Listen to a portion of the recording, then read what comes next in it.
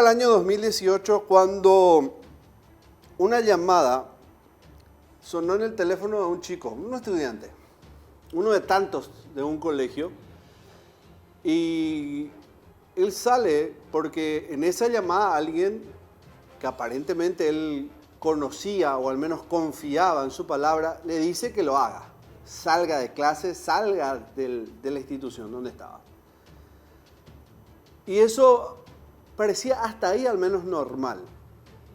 Hasta que un sonido ensordecedor interrumpe toda esa tranquilidad en aquel año 2018, como les decía, y termina convirtiéndose aquella llamada en una trampa mortal, en un asesinato. Y al parecer tomaba connotaciones de un crimen por encargo. Pero ¿quién tendría intenciones de asesinar a un chico, un adolescente, un estudiante de un colegio?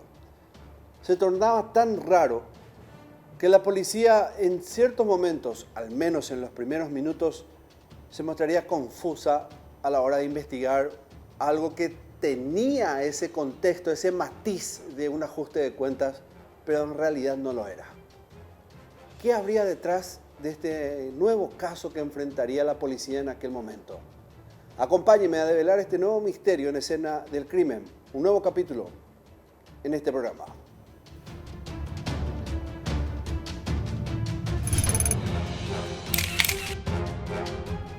Y nos adentramos, como ya es habitual, para conocer primero a los protagonistas de esta nueva historia. La víctima, en primer lugar, Pedro Daniel Pereira Lescano, en esto que llamamos una llamada mortal.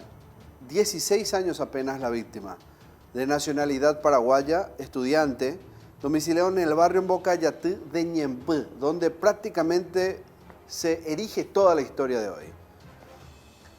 El sospechoso en aquel momento, uno al menos, Junior Alexander Marcial González Faría, de 22 años, con el alias de Maco, también paraguayo, estudiante al igual, en el barrio Mbocayatí de Ñemby, también domiciliado. Y el otro sospechoso, de momento, al menos en lo que va esta historia, Jorge Luis López Toledo, 20 años, paraguayo también, estudiante al menos así consignado en la base policial, y al igual que los otros dos anteriores, domiciliado en el barrio Mbocayatí de Ñemby. Todos en la misma zona. Y hoy de hecho que no vamos a salir mucho de ese barrio. Prácticamente todo se desarrolla en ese mismo barrio. Y la historia comienza así. La llamada que les conté al principio hace que nuestro protagonista, la víctima de hoy, este adolescente de 16 años, salga al encuentro de una persona que al parecer pactó una cita o un encuentro con él, pero después ocurre lo peor en ese momento.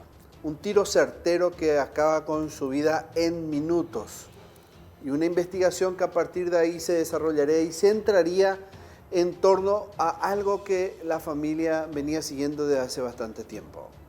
¿Qué pasó? Primer capítulo de nuestra historia de hoy, una llamada mortal.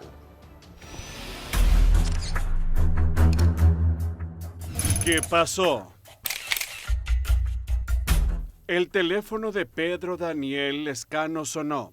Aunque ya había entrado a su clase, aceptó el pedido de su interlocutora. Del otro lado del teléfono, el llamador le convocó hacia la calle, y Pedro Daniel no demoró mucho en llegar al portón principal.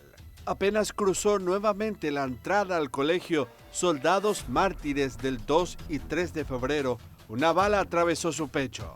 Paradójicamente, el crimen ocurrió sobre la calle Alegría, casi llegando a su intersección con la calle Santa Cecilia, en el barrio Mbocayatí de la ciudad de Ñemby. Eran las 18 horas del 26 de septiembre del año 2018. Dos hombres en una motocicleta se acercaron hasta donde él estaba y después de dispararle, le sacaron el celular que tenía en la mano. De por sí, el horario nocturno era un riesgo constante para los estudiantes de la institución, a poco más de 1 kilómetro de la ruta Acceso Sur.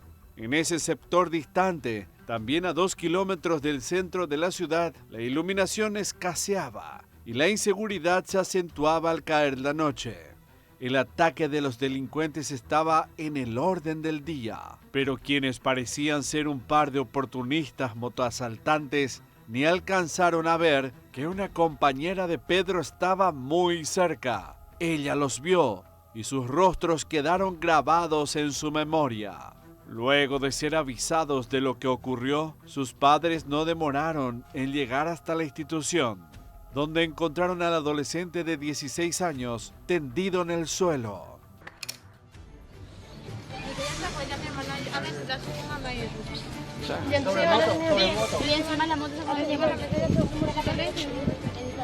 Tal vez algún... Dos tipos cuando pasaron. Pedro Daniel ni siquiera podía hablar. Pese a la insistente llamada al sistema 911, sus padres tuvieron que tomar una rápida decisión. Lo subieron a un vehículo particular y lo llevaron hasta el hospital distrital de Ñemby. Inmediatamente entró a quirófano y los médicos hicieron grandes esfuerzos por salvarle la vida. Pero durante el traslado perdió mucha sangre. 1 hora después de llegar al hospital de Ñemby, la vida de Pedro Daniel se apagó. La doctora de turno Cynthia Decut confirmó su deceso. Pedro Daniel tuvo complicaciones debido a que la bala dañó varios órganos vitales. No pudo resistir las lesiones. Es un joven de 16 años, aparentemente de la ciudad de Embocayatl, del barrio de Embocayatl, asaltado cuando sale del colegio. Recibió una herida en el hemitórax izquierdo que comprometió grandes vasos como la aorta torácica. Llegó prácticamente sin signos de vida, fue asistido en el quirófano, reanimado sin éxito. Lastimosamente falleció. Él es asistido, le ingresan a quirófano directamente cuando constatan que se trata de una herida por arma de fuego. Él estaba chocado, estaba prácticamente sin signos vitales, entra a quirófano para ser asistido, ¿verdad? Le reaniman ahí en el quirófano, mientras también van constatando, ¿verdad?, dónde fue la lesión, que fue en el hemitórax izquierdo. Ya estaba muy comprometido ahí los grandes vasos y fallece, ¿verdad? Una bala es lo que ellos constataron, ¿verdad? Y como le había dicho anteriormente, no tenemos mucho conocimiento así de arma de juego, pero aparentemente es una calibre 22, dijeron los médicos que hicieron el procedimiento, ¿verdad? La lesión que tuvo fue grave, lastimosamente no había luego posibilidad de salvarle también al muchacho. Ahora cuando la bala ingresa directamente, luego lesiona el vaso más grande que es la aorta, ¿verdad? Entonces eso es grave, es imposible de parar el sangrado también. ¿A calibre? En el pecho. Le dañó todo el vaso. No tuvo orificio de salida. No, adentro se quedó, tuvo mucho sangrado. ¿Usted le auxilió en una patrullera? No, nosotros le alzamos en un vehículo particular de mi cuñado. La patrullera no llegó en ningún momento y no hay luz, no hay nada de apoyo ahí frente a la escuela. Hay mucha oscuridad y la verdad que tienen que tratar de poner por otro joven. Hoy le sucedió a mi hijo, mañana le puede pasar a otra persona.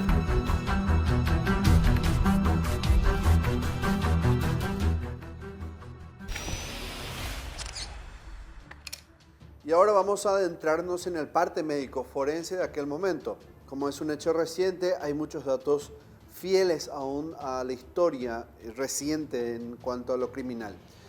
Vamos al reporte de lo que decía en aquel momento. Un proyectil fue el que acabó con la vida de Pedro Daniel Pereira. La bala ingresó en su cuerpo a la altura del tórax, perforó las costillas, el pulmón y grandes vasos sanguíneos, entre ellos la aorta, ocasionando un incontrolable sangrado interno. De acuerdo con el informe médico del hospital de la ciudad de Ñemby, llegó con una lesión por arma de fuego en el hemitórax izquierdo. La bala, proveniente de un arma calibre 22, quedó incrustada en la columna del joven. Fíjense que, apartando el hecho de lo grave que es la perforación de la vena aorta, que es probablemente la vena principal que transmite o que conecta al cerebro con el corazón para irrigar sangre, no solo perfora eso, sino que también daña el pulmón y también la columna, ¿verdad? Es prácticamente daños múltiples el que genera en este joven de apenas 16 años y se habla por eso de una muerte no instantánea, pero sí que acabó con su vida rápidamente.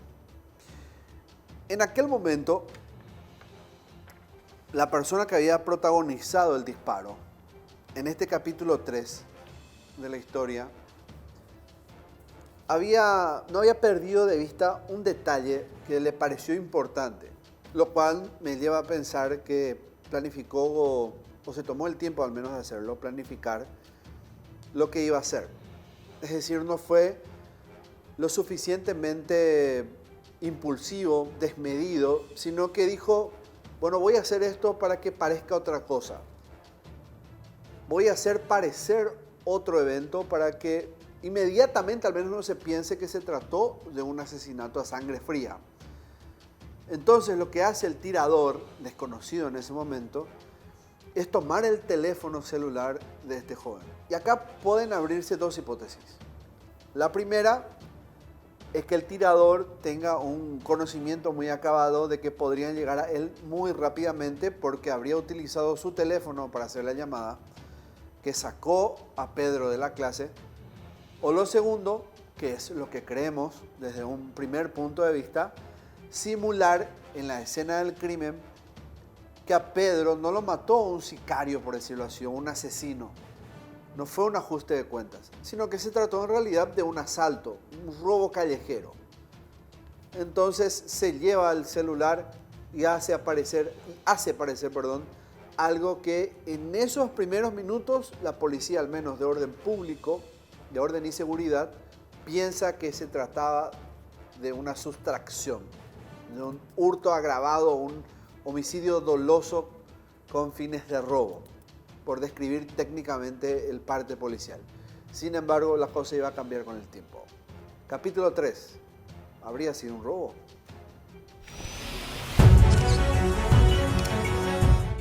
No fue un robo. El primer relato hecho por testigos a los policías de la subcomisaría 14 del barrio Mocayatú sobre el homicidio de Pedro Daniel Pereira Lescano daba cuenta de que se podría haber tratado de un robo. En efecto, los asaltantes se llevaron de la escena un teléfono celular que la víctima tenía en la mano. Eso fue exactamente lo que vio la gente que pasaba frente al colegio cuando todo ocurrió. Aunque todo pasó muy rápido, algunos de aquellos jóvenes que vieron todo lo que sucedió dijeron a la policía que incluso creían haber visto que Pedro Daniel llegó a discutir por unos segundos con alguien. Forcejeó con sus verdugos por una mochila, pero Pedro todavía llevaba en el brazo esa mochila. Sin embargo, el relato de las circunstancias narradas por aquellos no convencían a sus familiares. La madre y el padre, desde hacía ya una semana, acompañaban a Pedro Daniel hasta el colegio. Cada día se aseguraban de que llegara sano y salvo. También lo buscaban a la salida.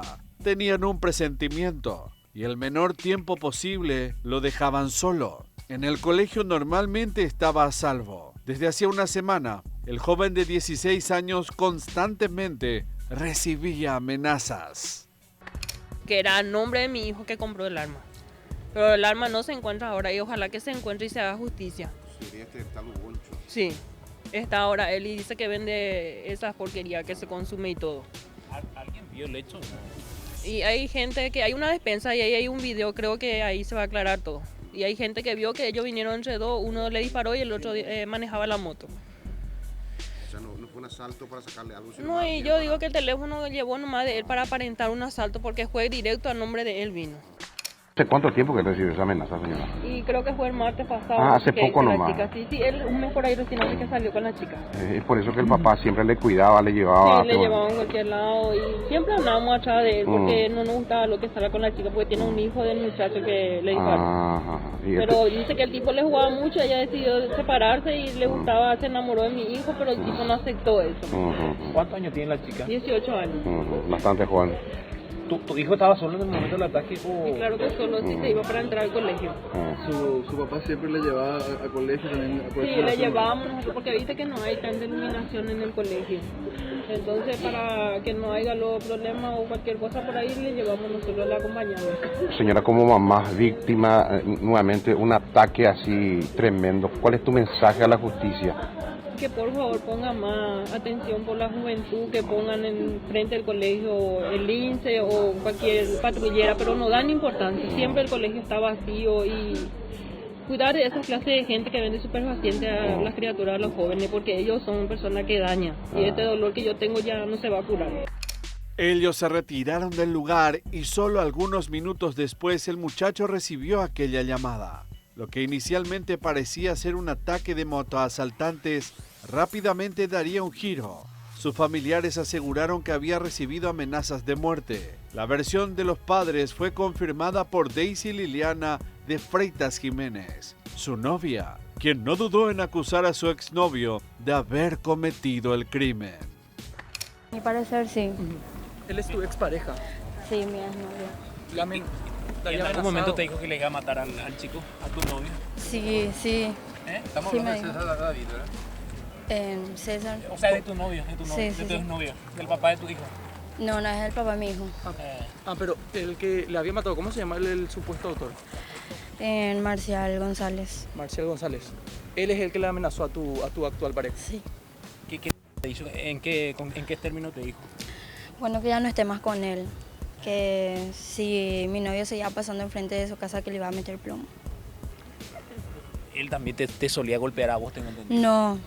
No me solía golpear. ¿Por qué había cortado la relación con él? Porque no nos entendíamos. Él tiene antecedentes, No tiene. una persona adicta. ¿Y es cierto que compró un revólver? Sí, eso es lo que él mostró ¿Dónde mostró? en su casa luego. ¿A vos? Sí, a nosotros. ¿Ya había ido a visitarle a ustedes? No, yo vivía luego en su casa. En el año 2018, Pedro, un estudiante de 16 años, fue asesinado extrañamente, al menos en esos primeros minutos, en las primeras horas de aquel suceso en el barrio Mbocayatí de Ñembe. Una llamada misteriosa fue lo que le sacó de horario de clases en las afueras del colegio donde iba, y ahí fue donde el tirador, que aparentemente fue el mismo que lo llamó, termina asesinándolo de un balazo. Era un calibre menor, uno de calibre 22, pero un tiro certero que lo termina dejando desangrado en ese mismo sitio. Posterior a esto, se iban a comenzar a tejer algunas hipótesis con respecto a lo que pudo haber ocurrido con Pedro, teniendo en cuenta que la familia intuía algo. Pero no me quiero adelantar. Primero tenemos una pequeña pausa, la primera en escena del crimen, y ya volvemos con esta historia, una llamada mortal.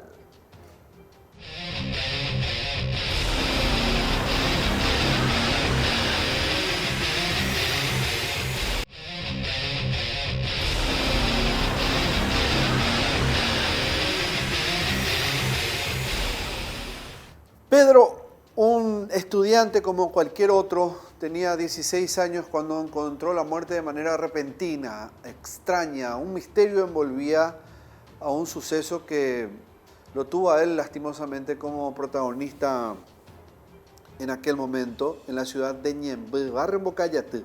Él iba al colegio en aquella oportunidad y recibe una llamada estando en clase. Eso le hace pedir permiso para abandonar el aula a su profesor en ese momento y sale de la institución, las afueras de la institución. Ahí ocurre el disparo. Y vaya situación, ¿verdad? ¿Qué fue lo que pudo haberlo sacado? Y es inevitable no caer en cuenta que esa llamada estaba conectada al disparo finalmente. Eso era al menos lo que tenía como premonición, como intuición la policía de homicidios en aquel momento. Entonces, tomando ese dato principal de la llamada, ya una vez entrevistada a la clase, al aula, al profesor principalmente, comienzan las primeras preguntas a sus familiares, a los amigos, para ver qué había detrás de todo esto. Y ahí caen con un dato no menor. Pedro ya estaba siendo amenazado desde hace bastante tiempo y tenía que ver con una relación que acababa de comenzar con una joven un poco mayor que él, pero eso es un dato menor.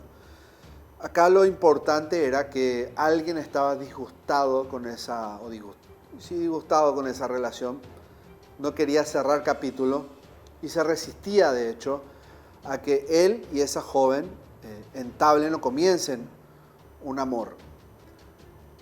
Y a partir de ahí fue que la policía comenzaba a hilar sus primeros datos y sus primeras conexiones, descartando lo que se habría escrito en acta en aquel momento. La ausencia de celular no era determinante a pensar de que realmente aquel caso era un robo. Intuían que en realidad esa amenaza tenía que ver con la muerte. Un disparo prácticamente una distancia muy corta, un tiro certero, un asesinato muy violento. Algo más había. La policía logró esclarecer esto, al menos tener todos los datos, en apenas 2 horas. En 2 horas.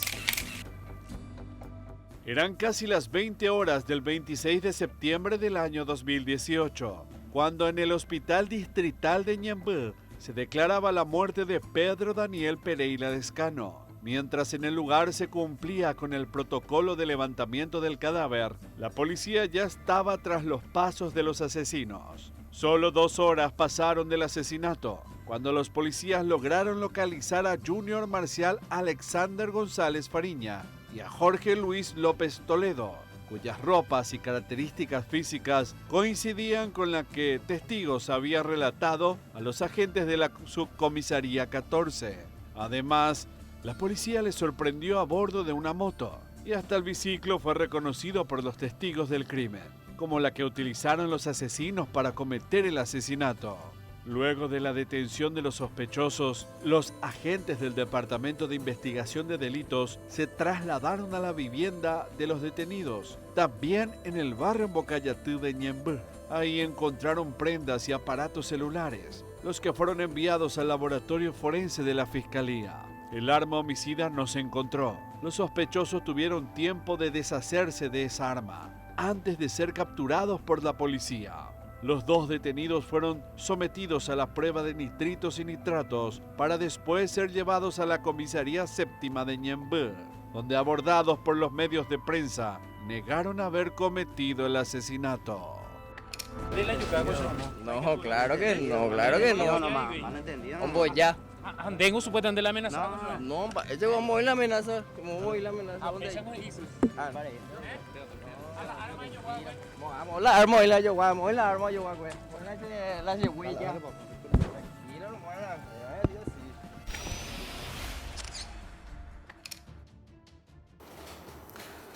Para la policía era muy congruente la teoría contra Marcial. Marcial aparecía en la escena como alguien potable, como sospechoso. De hecho que las amenazas eran lo bastante sólidas como para decir, bueno, evidentemente, si no es el autor material, podría ser el autor intelectual del homicidio, de lo que habría ocurrido en aquel día. Entonces, comenzaban a avanzar y a presionar, tanto que el Ministerio Público ya acompañaba también esa hipótesis con la apertura del proceso.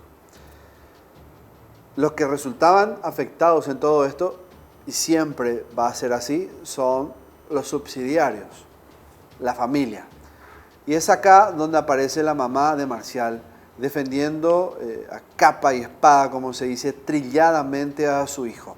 diciendo que era imposible de que Marcial sea un asesino. Otro capítulo más de esta historia. La madre que defiende a su hijo. Marcial no pudo ser asesino, dijo ella.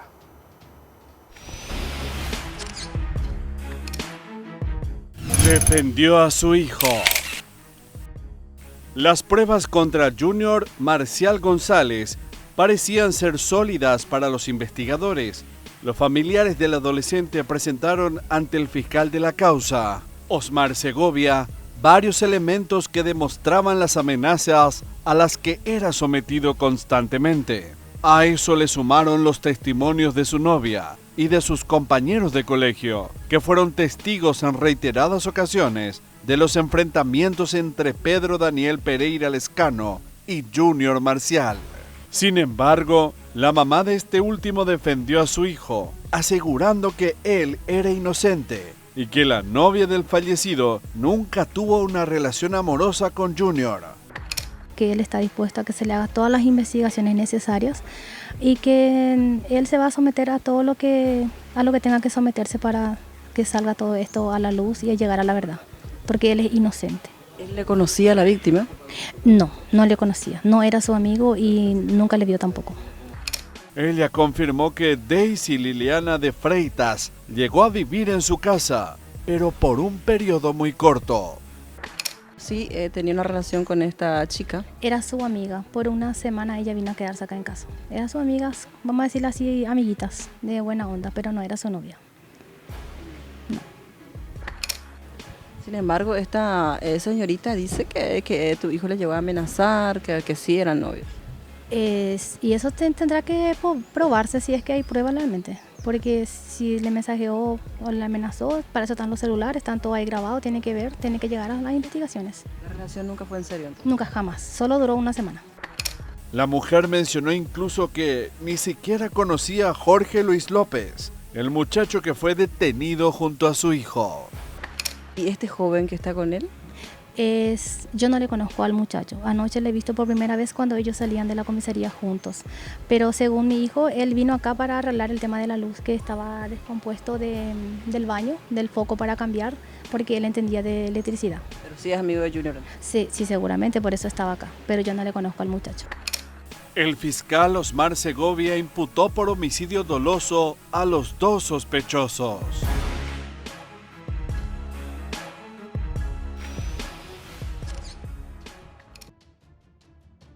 La investigación iba madurando a paso muy firme. A medida que pasaban los días, evidentemente que esto tomaba un volumen muy interesante para la Fiscalía.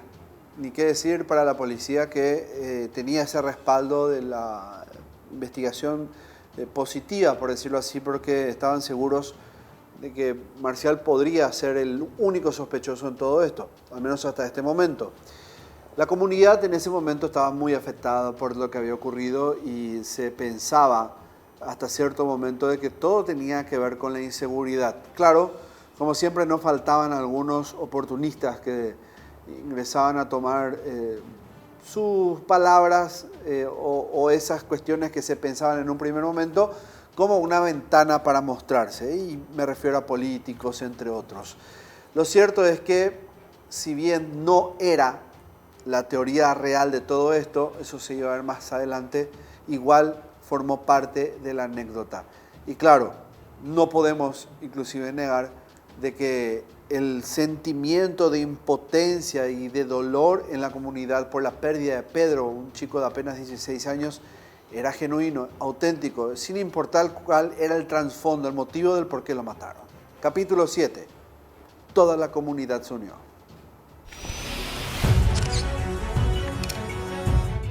Afectó a la comunidad.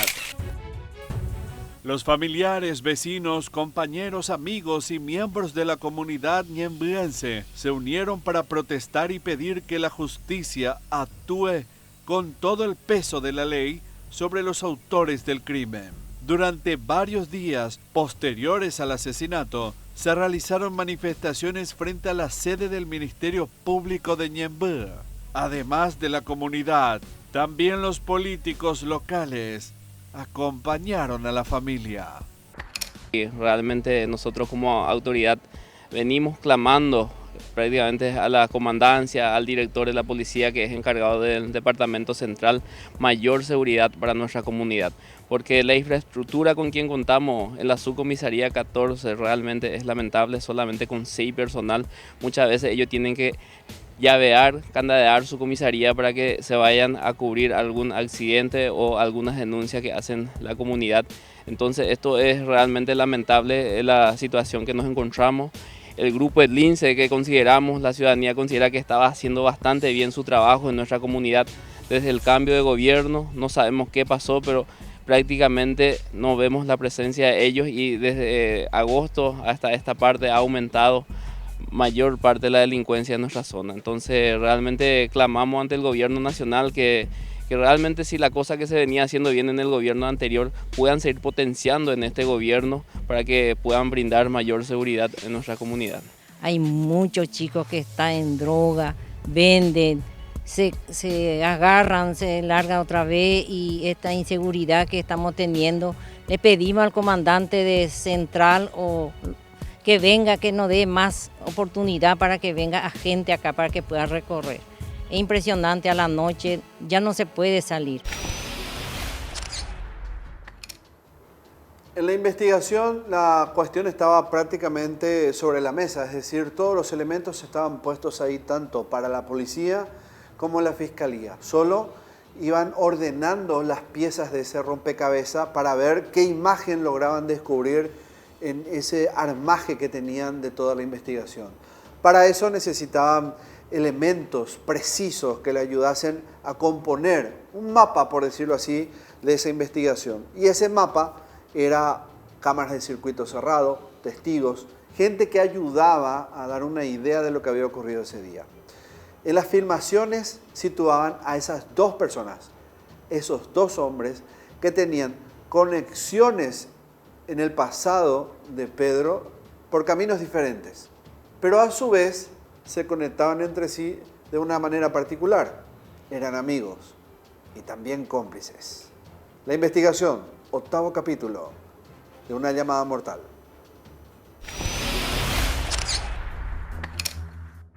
La investigación. Una testigo clave y las cámaras de circuito cerrado de una despensa fueron elementales para confirmar la autoría de los detenidos. Pistas que la Policía Nacional tuvo en sus manos, además de una evidencia fundamental, la prueba de parafina. Positivo.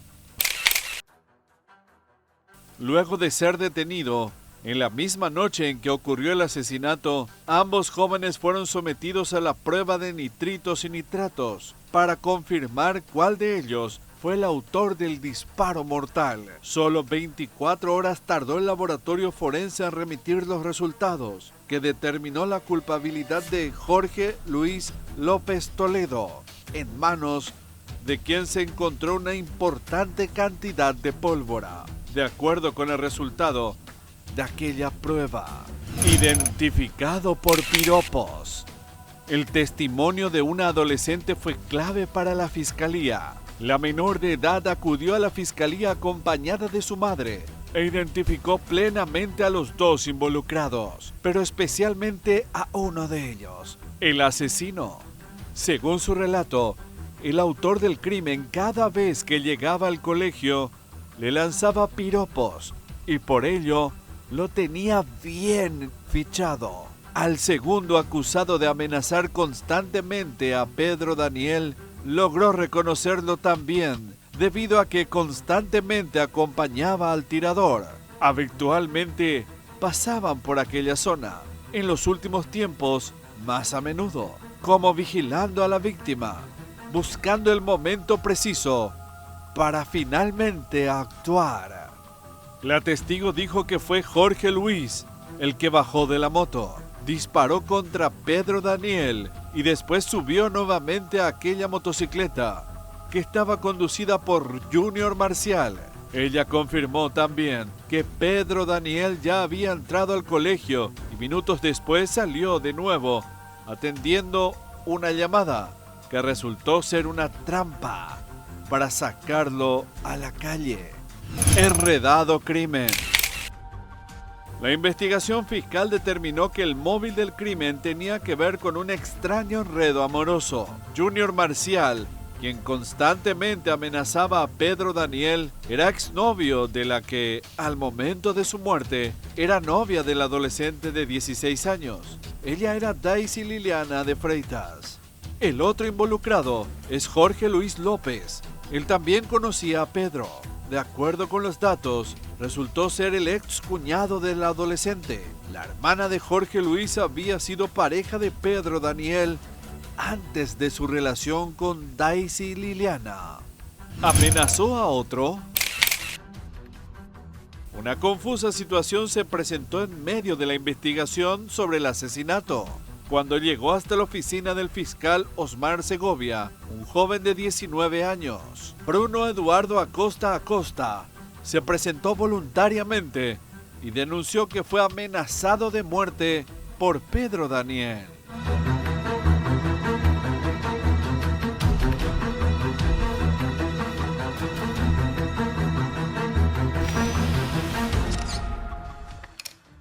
Vamos a hacer la última pausa en escena del crimen. Al volver, se estarán preguntando cuántos años finalmente de condena para estas dos personas.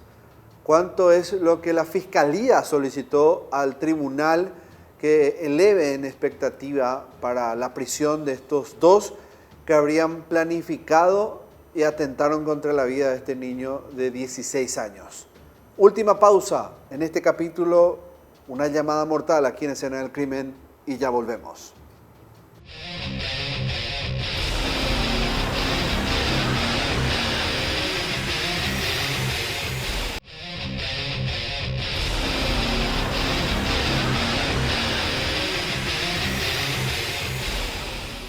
Último capítulo en Escena del Crimen. Hoy una llamada mortal. Una llamada que recibió un joven de 16 años, un adolescente, que estaba en clases al momento en que recibió esa llamada. Una llamada que interrumpió su vida, ese momento en que estaba pasando, y ya con cierto temor, de hecho, lo contestó porque él vivía momentos bastante complicados, era amenazado constantemente por otro hombre o por otro joven.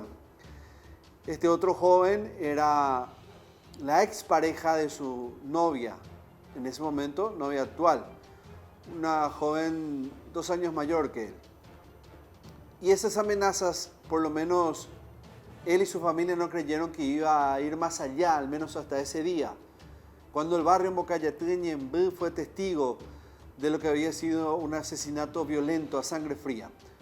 Un balazo de un revólver calibre 22 cegó la vida de Pedro, frente mismo al colegio, hasta donde salió a atender esa llamada, porque le había dicho esa voz masculina que salga a recibir o a hablar con él, que es lo que se cree que se habrían dicho. Después de eso, la policía tuvo exactamente 2 horas, según los promedios, para aclarar prácticamente todo. Fue muy tanto profesional como efectiva la investigación en ese momento, ya sea para la Policía de Homicidios como para el Ministerio Público. Desde las 18 y minutos en que había ocurrido todo, eran las 8 de la noche y prácticamente se habría develado todo el trasfondo. La expareja de esa joven, sumado a el hermano de la exnovia de Pedro, estaban juntos en este asesinato. Cada uno seguramente con un interés, pero les unía la amistad a los dos. Y también la complicidad de la muerte de Pedro. Eso hizo que el Ministerio Público los imputase por homicidio y los llevase a un tribunal tiempo después. ¿Cuál fue la decisión de ese tribunal? ¿A cuántos años los condenó? Último capítulo en Escena del Crimen. La condena. La condena.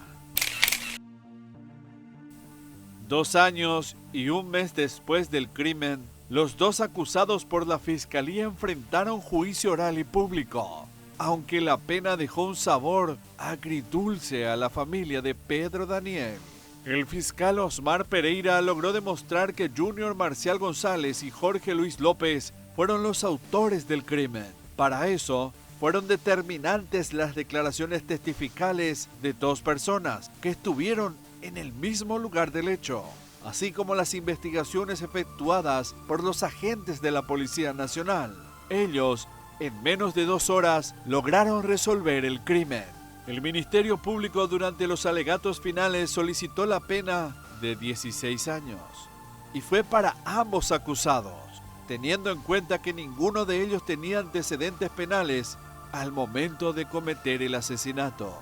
No obstante, el Tribunal de Sentencia consideró un reproche reducido respecto a Junior Marcial González, por lo que lo condenaron a 12 años de pena y a 16 años a Jorge Luis López, el que descendió de la moto y disparó acabando con la vida de Pedro Pereira.